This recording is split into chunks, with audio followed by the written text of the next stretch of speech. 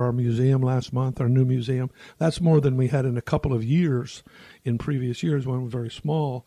And in that potential, I mean, I have no way to measure this, but far more than three-quarters of them were not veterans. Many of them were the sons and daughters of veterans or the grandsons and daughters of veterans. Mm-hmm. But as the years go by, the percentage of veterans gets smaller and smaller. So that's an important obligation, I think. I also think that the museum was created to also bring awareness. Yes, of indeed. What veterans have been through. And it's amazing when you look at the pictures from Civil War, World War I, Korean War, Vietnam, and you see the same equipment that was used in those conflicts.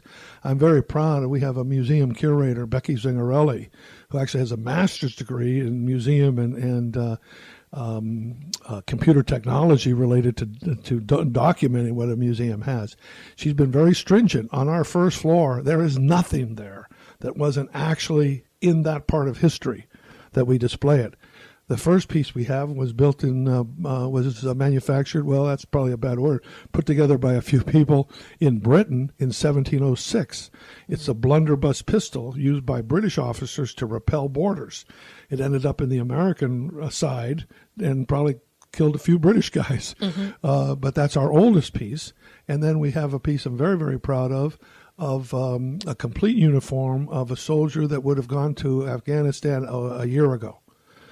They're all, as you know, there are changes every year, but that thing is up to date, and we've had current reservists come in who've been deployed and say, that's what I just went with.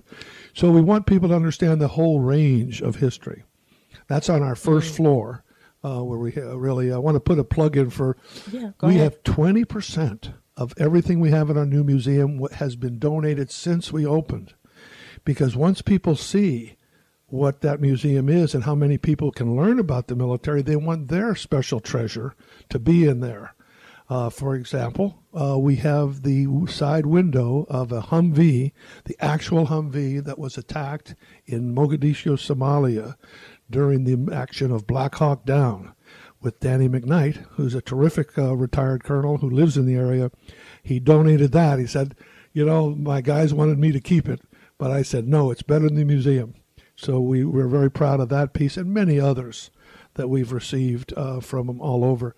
Captain Ed Lanny, who is 90-some years old, was in the Merchant Marines during World War II and all the other things.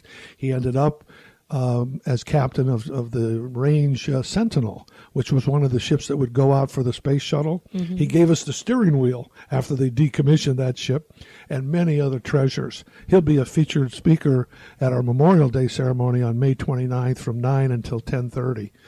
Along with, we're going to keep modern too, along with Brigadier General Wayne Monteith, who's the commander of Patrick Air Force Base and the 45th Space Wing.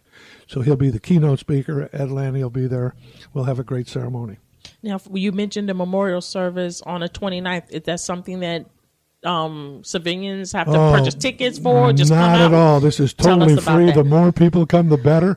Last year on Veterans Day, November 11th, when we had our grand opening of our museum and the new park, which we'll talk about later, we had 700 people there. It was a magnificent coming together. We bring extra chairs. We bring everything. We get food donated by local vendors. It just becomes a very special event for the community. And we're very pleased. I don't know if we'll hit 700 again because it was the grand opening, but we're shooting for that. I just got regrets from Wayne Ivey, a sheriff. He said, Don, I'd love to come out there. I'll send my 21-gun sheriff's rifle salute team. I'll send my security guys and a bunch of my guys. But I've been there three ceremonies in a row. I need to go elsewhere. So I said, thank you, Sheriff Ivey, because we have a tremendous connection with our law enforcement because they're after all the military in our country. Yes, sir.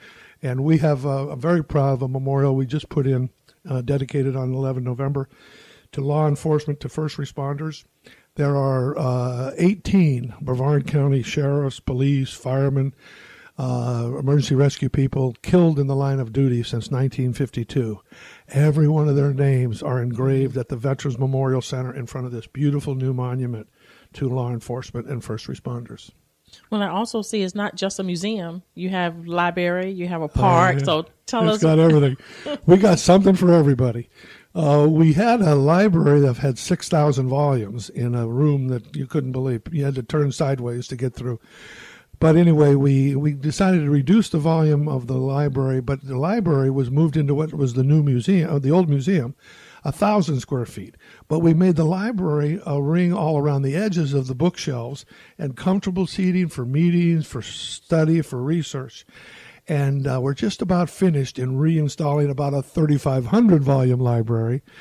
But more importantly, probably for today's generation, electronic center. So you get on the internet, you can do research, you can watch DVDs. And one thing I'm very, very proud of, 2 years ago, we began a program. First, we called Oral History. Now we melded with the Veterans History Project, which is an official U.S. government program sponsored by the Library of Congress and Red Cross.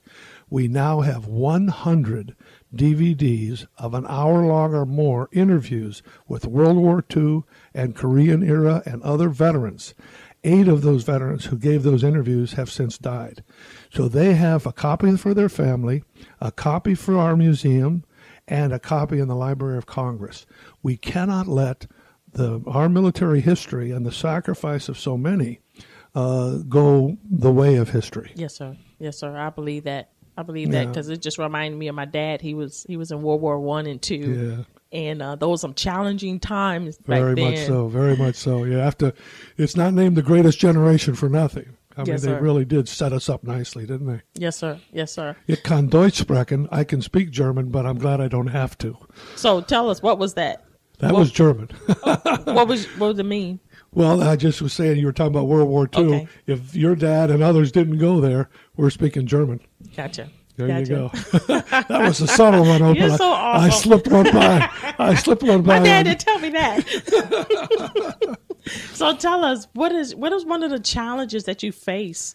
Well, I tell you, the one of the challenges that anytime you do major change, some people are worried about how's it going to turn out. But you know, if you're willing to take risks and you know you have the support of in this case the state, they were the first ones in $1.5 million. Then the county put $1 million in to build this new Veterans Memorial Park, which we'll talk about. And then the community, over 2 years, the community, whether they be organizations, individuals, or businesses, have contributed $300,000 to expand and improve the Veterans Center.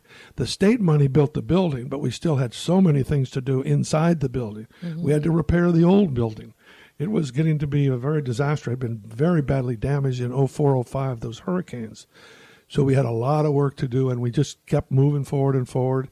And once people saw the potential and got worried about all the construction and just said, hey, let's see what happened, all those problems have washed away. One of the issues now is how do we blend what we're doing to the needs that are really out there? I'm just beginning to reach out, for example, to wounded veterans to make sure they know that park is there, that museum is there.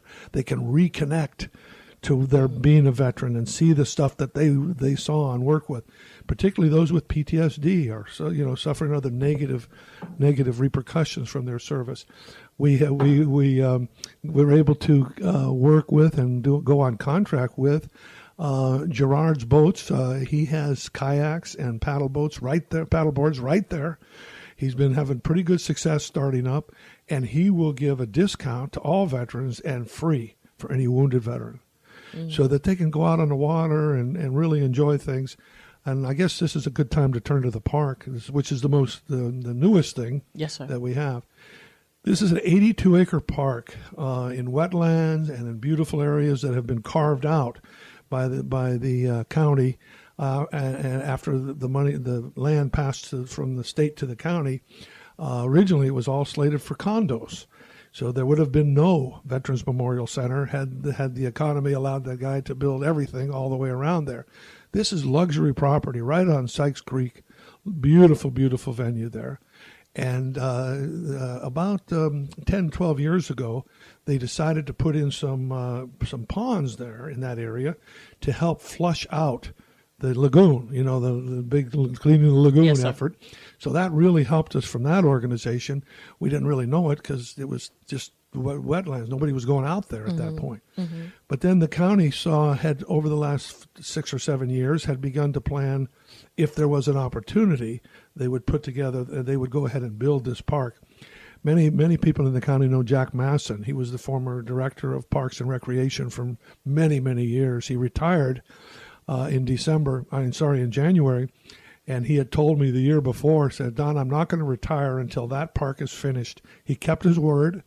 We gave him a beautiful picture signed by all of us of the park, and it is going to be a very, very special place. It's already neat now, but over the years, working with the Merritt Island Redevelopment Association, working with the county, Parks and Recreation, working with the people, it'll become a much, much more usable place for a lot of people.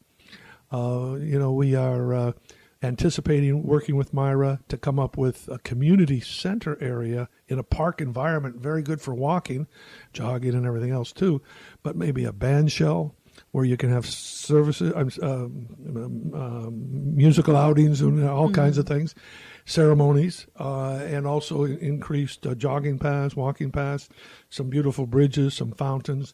And then you have Merritt Island is one of these places that doesn't really have a downtown. We'd be happy as veterans to welcome the whole community there because we're very selfish because we see anybody enjoys themselves in a park, they see this beautiful tower and this museum, they come and visit us. Yes, sir. Want to remind your listeners that everything we are talking about is totally free. We believe that donations will take us there and that we have established a store where we are making, a profit on that store, which returns into us. And I hope by next year, we'll be able to hire veterans who are going to college after their service locally, but need that extra bit of money, to get through. The GI Bill doesn't provide all the cost of living and everything, especially during vacations. Yes, sir. So that store, it was one of our main efforts to get our funding from Florida because, the governor is very big on employment and increasing jobs for Florida, for Floridians or people living here. So we feel that the welcoming of the community as they get more and more familiar with what we have, and there's something for everyone kind of thing, it will be very, very important. We have always rented out a portion of our facilities for weddings and ceremonies and meetings. That's brought in some money over the years, and now that's even increasing because we fixed up everything. Right. One company just donated a beautiful tiki hut behind our building, right on the Sykes Creek. So you have a beautiful view. That becomes our wedding venue. We had the first one last week. The father of the bride's very happy. No sign of the bride or groom now, but the father of the bride came today, and he said that was a wonderful place. The only problem is in today's world, you don't throw rice, right? You can't do that. So they threw bird seed, but there was bird seed all over everywhere. But we said it's okay because it was a good wedding.